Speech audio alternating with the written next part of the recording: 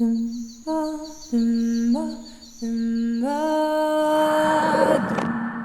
parcours, ben moi en fait maintenant, on s'est connus quand j'étais encore modèle vivant, euh, ce que j'ai été pendant 8 ans, 7 ans, 8 ans, à temps plein, ce qui a débouché sur un mémoire que j'ai mené du coup via le master en études de genre. Donc, pendant 2 ans, j'ai étudié dans ce master et j'ai écrit un travail de recherche sur le métier de modèle vivant, donc à travers le prisme des études de genre. Après ça, j'ai arrêté en fait. Je crois que c'était un peu le bilan dont j'avais besoin et j'avais envie de passer à autre chose. J'avais envie de sortir de l'immobilité en fait. Et surtout en plus après cette période de confinement dans laquelle j'avais écrit mon mémoire, où en fait je sortais de chez moi juste pour bosser, mais du coup pour rester immobile et travailler derrière mon écran. Enfin, je pense que j'avais besoin de mouvement. Et donc là, enfin, après ça, j'ai fait une formation en construction de décors pour le théâtre. Et j'ai commencé à travailler en régie lumière pour la scène musicale et le théâtre. Donc là, actuellement, je suis régisseuse de lumière et constructrice de décor. J'ai posé en fait en étant étudiante aux Beaux-Arts, qui est un peu l'école où j'avais commencé à dessiner les modèles vivants en fait. J'avais commencé ça un petit peu plus tôt parce que j'avais pris des cours du soir aux Beaux-Arts de Paris il y a 15 ans de ça.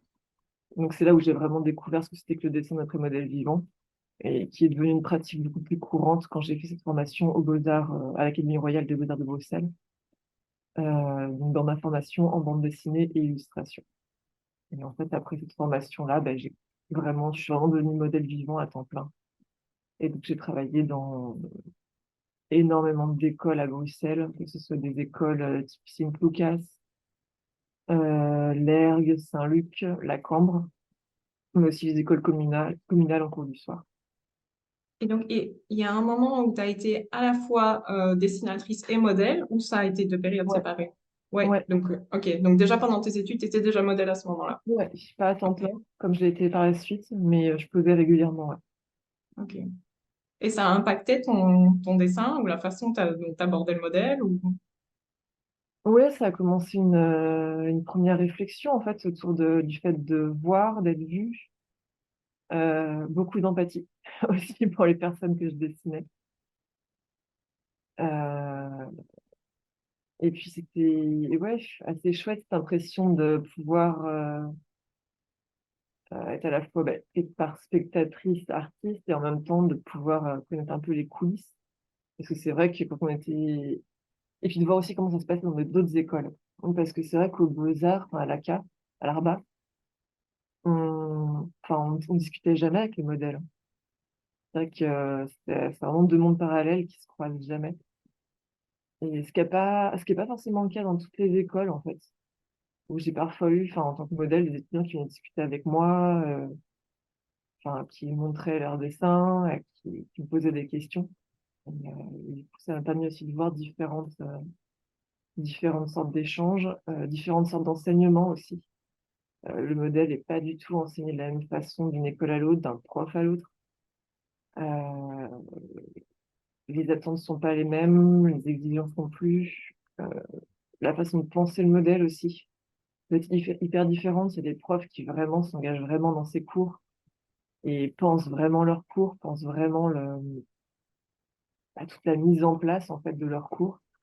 Et d'autres se retrouvent un peu à devenir prof de modèle vivant et alors qu'ils n'en utilisent pas dans leur pratique courante et qui savent pas trop quoi faire de nous, quoi. Et des fois, c'était même quasi moi qui faisais le cours parce que on me disait juste pause, on donnait des temps et puis après, enfin, c'est parce que j'avais dit que je faisais beaucoup de propositions et les profs étaient plutôt contents parce que des fois, ils savent pas trop quoi faire du modèle vivant dans le cours.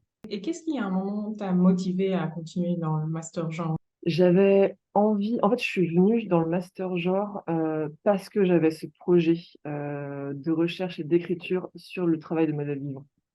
Et donc, en fait, j'avais déjà cette idée-là et cette envie-là, et j'ai cherché quelle était la structure qui me semblait la mieux pour aborder ces questions-là.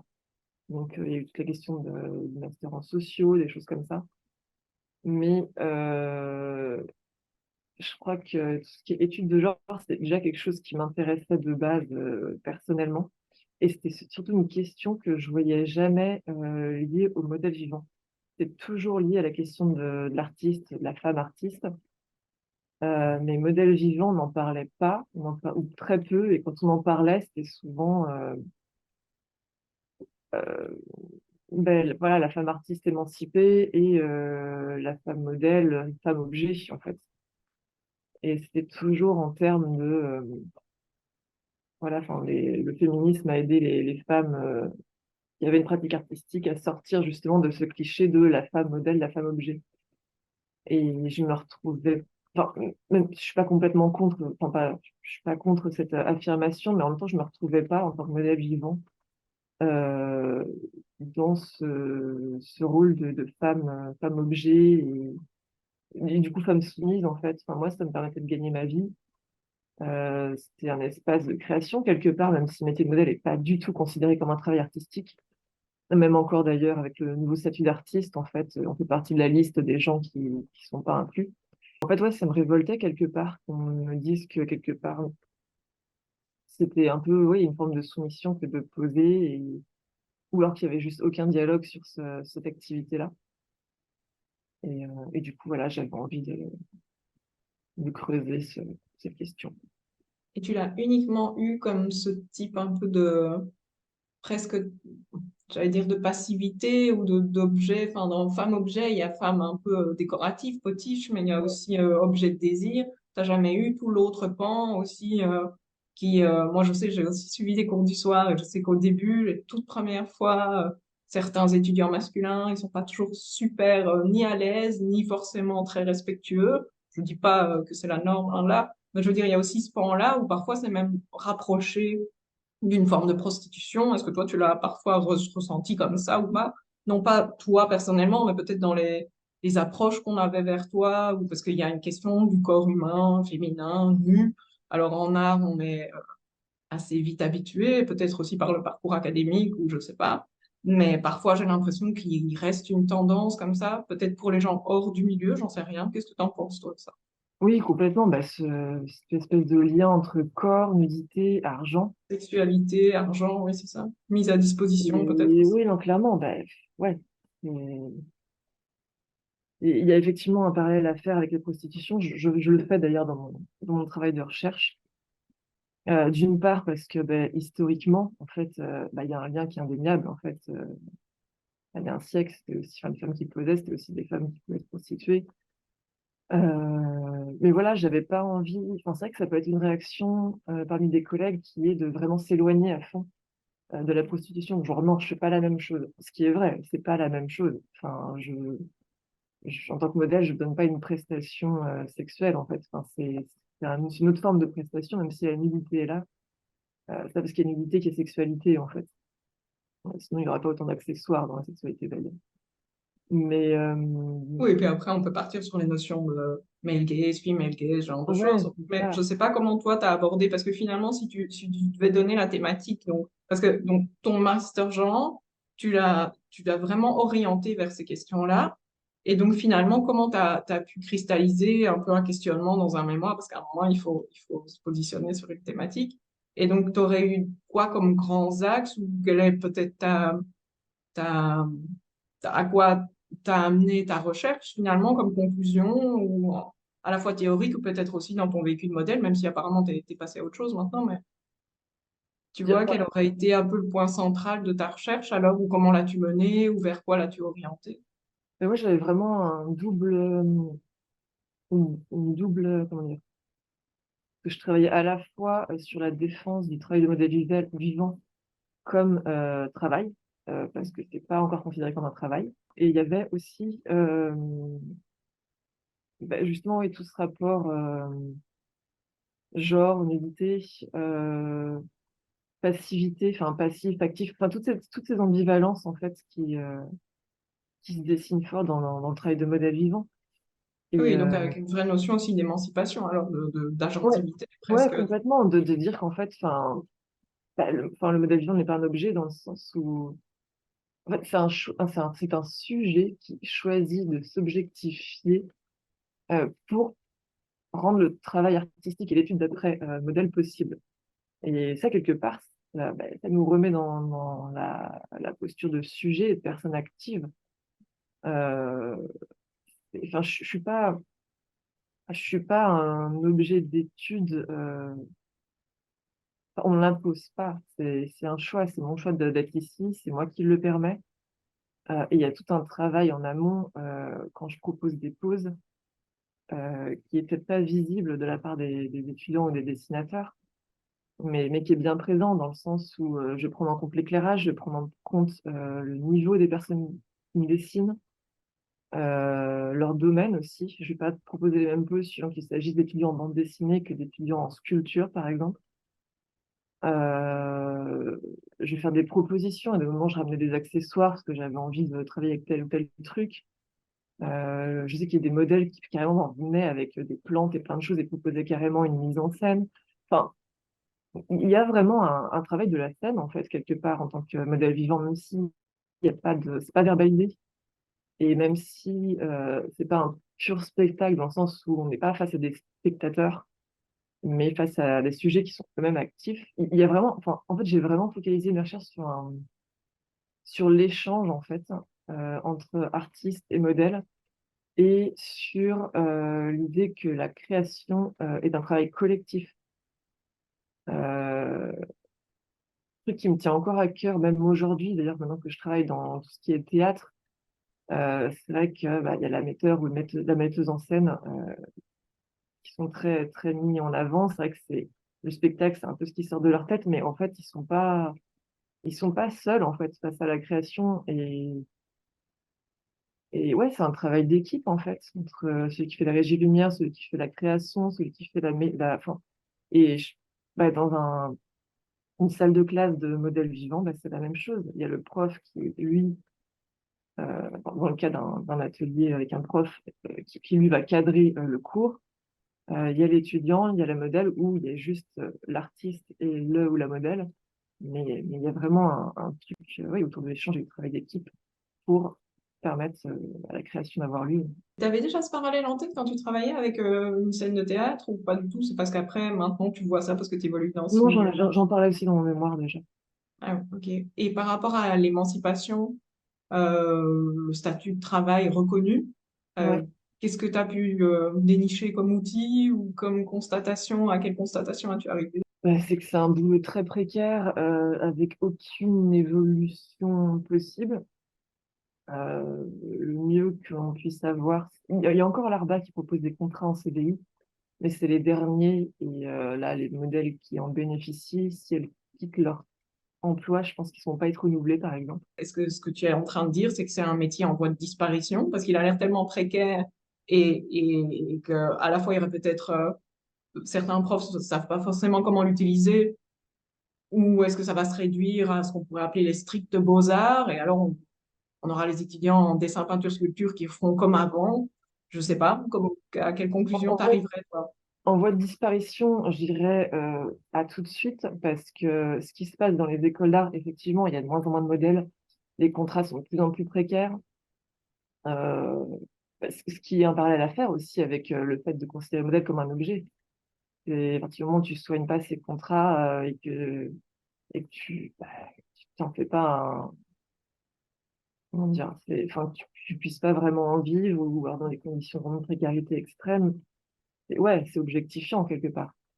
Après, en voie de disparition, je pense pas parce que si les écoles ont tendance à en employer de moins en moins, à reléguer ça aux premières années aussi, ce qui n'était pas le cas il y a un siècle. Le modèle vivant, c'est d'abord dessiner des plâtres pendant 2 ans avant de pouvoir avoir l'honneur de dessiner un vrai modèle. Là, c'est l'inverse.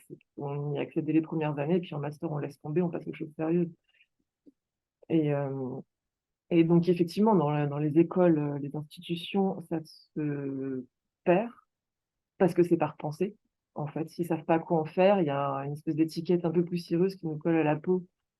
Euh, ouais, c'est un peu des vieux enseignements, et puis voilà, quoi. Mais à côté de ça, je vois dans les cours du soir, ces cours sont toujours pleins. Enfin, il y a de la demande. Donc, ils peuvent pas l'enlever parce que ça garantit quand même des inscriptions. Et puis surtout, il y a énormément d'ateliers qui se sont créés, d'une part pendant le confinement, parce que c'est une façon de se rassembler autour d'une activité silencieuse, donc on ne risquait pas d'être dénoncé par les voisins. Et, et en fait, ça a perduré et je vois encore aujourd'hui des petits ateliers donc semi-privés en fait qui ont lieu dans des squads ou dans des petites salles alternatives, associatives. Et il y a des cours de modèle vivant qui se font et voilà, c'est un espace d'échange, en fait. Ouais, on n'est pas dorlotés, quoi. Oui, c'est ça. Les institutions savent pas quoi faire de nous et je trouve ça ouf, en fait, avec toutes ces questions autour du corps qui se posent et se démêlent depuis plusieurs années, qu'ils disent pas, tiens, il y a peut-être un truc, en fait, à repenser, quoi. Oui, je t'avoue que moi, en t'entendant comme ça, je pensais à deux choses, mais plus strictement au champ artistique, qui est que, euh, dans de nombreuses pratiques, que ce soit l'illustration, la BD ou le dessin en général, bon, si ton sujet principal, enfin, ta pratique t'amène à traiter beaucoup le corps humain, en fait, tu as besoin d'une pratique, purement et simplement, de continuer à voir, à regarder et à garder le geste. Donc, en fait, comme tu dis, moi, j'ai été confrontée à ça dans les cours du soir, par exemple. Il y a beaucoup de gens qui ont déjà une pratique personnelle, mais qui n'ont plus ce que l'école permettait, c'est-à-dire cet entraînement à continuer à regarder un corps humain de manière très détaillée pendant longtemps. Dessiner à une terrasse de café, c'est pas la même chose, quoi. Donc moi, je pensais à ça, c'est vrai que ça, c'est un très bon point. Et puis aussi, je me posais la question dans ce que tu disais par rapport à la construction des cursus, mais peut-être plus dans le supérieur, de à quel point ça ne ressemble pas à une espèce d'histoire de l'art accélérée, où quand tu commences, on va te donner des bases peut-être plus classiques, et puis après, il y aurait comme un saut dans l'époque contemporaine, enfin moderne et contemporaine, et où ça, de par l'histoire de l'art, ça on s'en est détaché ou on l'aborde différemment ou voilà. Donc je me demandais aussi parce que dans les cours théoriques, moi, ça m'était apparu très clairement, donc je me posais la question, mais c'était simplement une lecture personnelle. Mais ok. Et donc après, toi, c'est vrai que quand je t'entendais aussi, je me disais déjà la question de l'artiste dans la société, en tout cas en Belgique, avec la réforme du statut, ça reste toujours ultra précaire et puis ça a réformé quelques années, ça tient quelques années, puis ça rechange. Mais en plus, vous, on place la question du modèle par rapport à ça, donc l'artiste est déjà précaire et de ce que tu dis, le modèle est encore plus précaire parce qu'il est comme une espèce de satellite qui n'a même pas de place vraiment reconnue, en tout cas Non, comme il n'y a pas de statut, nécessaire on n'a rien. et qui aurait encore un second degré de précarité ou de flou ou de presque non-nécessité, quoi. Ouais. Et donc, après, donc, sur le travail, donc toi, tu as fait des recherches vraiment, je sais pas comment as-tu abordé ces recherches-là par rapport au travail?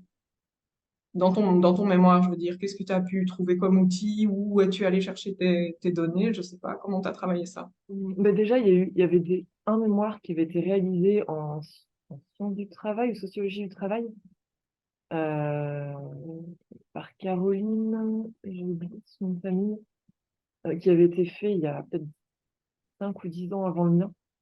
Donc j'avais déjà une première piste. Je l'ai rencontré aussi, je l'ai interviewé. J'ai interviewé des modèles. Ce que j'ai fait, c'est que j'ai pris beaucoup de modèles assez âgés, donc soit en fin de carrière, soit déjà pensionnés. Ça m'a permis de faire des parallèles entre la situation que eux, ils avaient connue en tant que modèle de carrière et la situation actuelle où moi, c'est avec des modèles âgés, j'en voyais pas, en fait. Enfin, et, euh, et ben voilà, c'est eux qui m'ont raconté qu'avant, ils étaient beaucoup plus nombreux, beaucoup plus dans les écoles, qu'il y avait des CDI, donc ils avaient la possibilité de faire vraiment le modèle vivant. Enfin, c'était leur fonction, en fait, dans la société, c'était leur métier. Ce qui maintenant n'est pas le cas, c'est plus des personnes qui font ça en plus d'autres choses, des petits contrats qui permettent de vivre entre deux, deux travail, enfin, d'autres tafs, donc soit j'allais dire circassien, comédien, c'est un peu ce qu'on trouve le plus parmi les modèles vivants. Et, euh, et donc voilà, ça m'a permis de creuser un peu, de voir l'évolution de ce travail. Qu'est-ce que j'ai fait d'autre? Bah après, oui, j'ai aussi, enfin, comme je pose un peu partout, je vais aussi les différences de traitement, de contrat entre les écoles, la différence de salaire aussi, on n'a aucun barème. Donc, je suis payée du simple au double, et souvent au simple d'ailleurs. Et, euh, et voilà, enfin, ça a vraiment été un travail où j'étais à la fois objet d'étude et personne rédactrice, en fait. Et ce qui me Oui. permettait aussi de pouvoir passer en coulisses et de comprendre un peu ce monde-là. C'est que j'en discutais dans les vestiaires avec des collègues qui me filaient des numéros de collègues à eux. Et en fait, il y avait une compréhension, quoi, clairement, dans le vécu similaire d'être modèle vivant. Et est-ce que tu pourrais, enfin, ça ressort aussi de ce que tu dis, donc apparemment, il y a une tranche d'âge spécifique durant laquelle une grande majorité de modèles euh, sont présents, mais c'est vrai que euh, ce sera forcément pas une majorité de modèles plus âgés, par exemple. Je me demandais en quoi est-ce que toi, tu as fait un parallèle dans la société avec une espèce d'idéal de corps féminin, je sais pas moi, jeune, mince, ou je Ben, je caricature pense qu'il y a, peut-être, mais il y a deux choses. C'est-à-dire on revient toujours à ce parallèle que j'ai aussi dans mes recherches, et qu'il y a d'un côté, effectivement, le regard. Beaucoup de corps dits hors normes euh, osent pas forcément aller poser parce qu'ils ont peur qu'on se moque d'eux, qu'ils soient pas acceptés ou que leur place soit pas là. Mais il y a aussi, et c'est totalement le cas des personnes peut-être plus âgées, déjà physiquement c'est pas évident. Enfin, faut tenir les poses, ça peut être dur, t'as froid. Et puis surtout, enfin, c'est pas bien payé, c'est pas, ça te garantit pas de l'argent tous les mois, en fait, parce que souvent les écoles, en fait, elles t'embauchent pour un mois et puis après tu dois changer. Et puis c'est un soir par semaine, par mois, quoi. Donc c'est un petit peu, quoi, mais c'est pas. Donc pour réussir en vie, il faut vraiment cumuler, faut démarcher, faut vraiment être au taquet. Et c'est vrai que quand on est un peu fatigué, bah, voilà, quoi. Non, ça, c'est un boulot d'intérimaire. C'est un peu le courtier, enfin, Deliveroo de l'art, quoi. et sur l'autre pan, le rapport justement un peu sujet-objet ou sur la question du regard, qu'est-ce que tu as pu développer là-dessus ou quelles sont tes conclusions? Ben ouais, ça, j'en ai parlé à plusieurs modèles. Alors, j'ai ceux qui m'ont dit qu'ils n'avaient jamais eu de problème. Bon. Puis après, finalement, en creusant, on se rend compte qu'il y a quand même des anecdotes qui ressortent. Ouais, mais par rapport au. Bah, oui, j'ai des modèles ouais, qui m'ont dit qu'ils avaient été discriminés sur leur âge, sur leur poids. À l'inverse, il y a aussi des ateliers qui demandent exclusivement des femmes parce que c'est plus beau à dessiner. Ça aussi, enfin, c'est assez parlant ouais, sur ce qui existe comme type de regard sur le corps dans la société, quoi. Euh, ouais, j'ai eu aussi le cas, ça m'avait fait bondir, d'une modèle qui avait. Donc, le modèle était noir, mais elle avait été dessinée blanche sur la peinture de la participante qui m'a dit qu'elle avait été obligée de la faire blanche, parce que sinon on voyait pas les ombres. Et enfin, ça aussi, je trouve ça quand même ouf. Enfin, en fait, c'est un peu ton taf en tant qu'artiste de trouver des solutions. C'est pas la modèle de correspondre. Enfin, tu vois. Et ouais, il y a. C'est pas aussi discriminant qu'on peut le trouver, je pense, dans tout ce qui est métier type mannequinat. Mais parce que aussi beaucoup moins d'argent qui circule. Mais oui, enfin, clairement, c'est des métiers où il peut y avoir des réflexions, même si c'est à petite échelle, ce qui peut empêcher aussi des personnes de vouloir poser et d'oser poser alors qu'elles en auraient envie.